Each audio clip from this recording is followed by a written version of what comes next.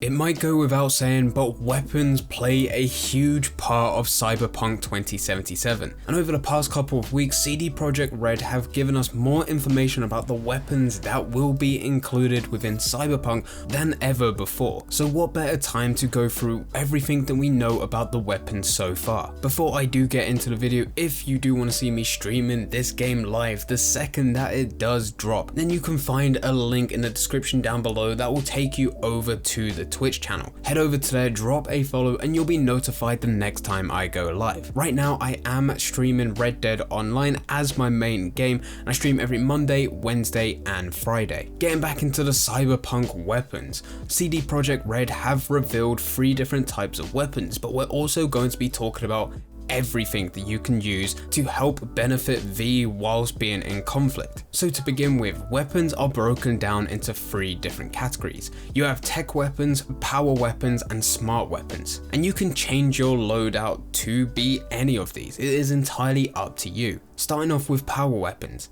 These weapons are most similar to contemporary weapons. These type of weapons for 2077, which is when Cyberpunk is set, is more about the weapons that we use now in our reality. These are not weapons that are fully developed of tech, which we will get onto in a bit. A thing with these power weapons is that bullets can ricochet off environments.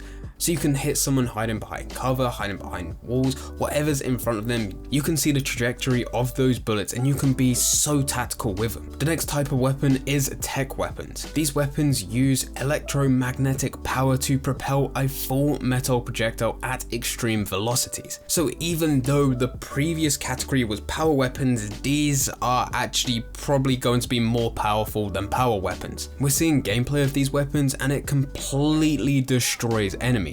But whereas power weapons you can ricochet bullets, tech weapons you don't have that ability, because tech weapons will just go through walls, they'll just go through any cover, and on the other side it will hit the enemy. It just punches straight through, and even though it has that surface slowing that projectile down, it still obliterates enemies. Next up we have smart weapons. These weapons are still very tech orientated for the world they belong in, but instead of it using electromagnetic power to propel a full metal projectile, these are more based around guided missile technology. So you're able to track enemies in real time. You're able to hit enemies that are trying to dodge, who are trying to run, who are trying to hide. And some of these weapons have different ammo capacity, but we have seen, and CD Projekt Red have even told us about a shotgun that can track 8 targets at the same time. So you're able to very easily clear out a room with just one press of a trigger.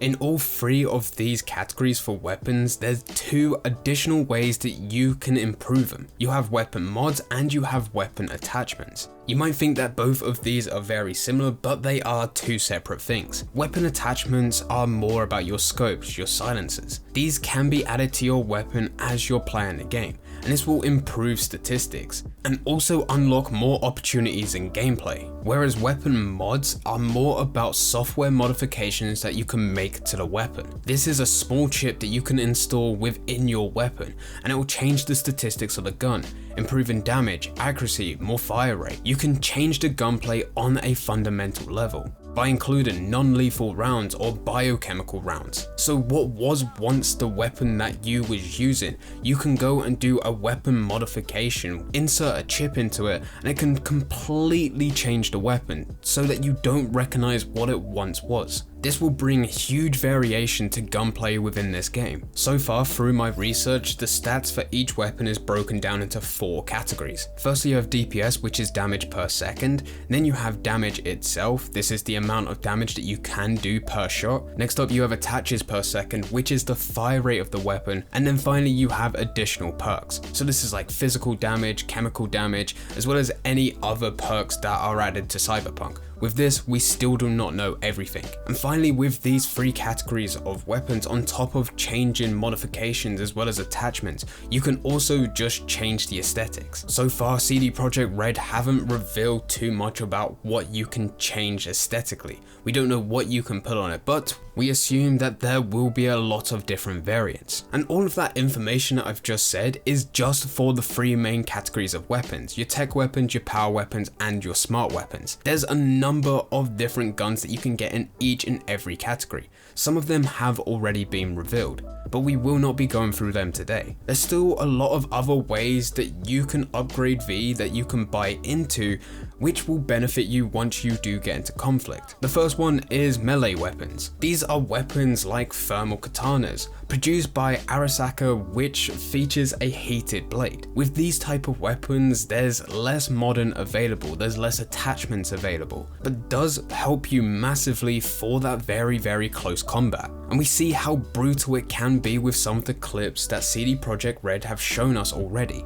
You can also improve your cyberware, and what we've been told so far is that there's two different types. You have offensive cyberware and defensive cyberware. These are cybernetic modifications that are added to V. This cyberware is probably the thing that I'm most excited for out of everything, the stuff that I've seen already in just clips. CD Projekt Red haven't delved too deep into what type of cyberware that you can get.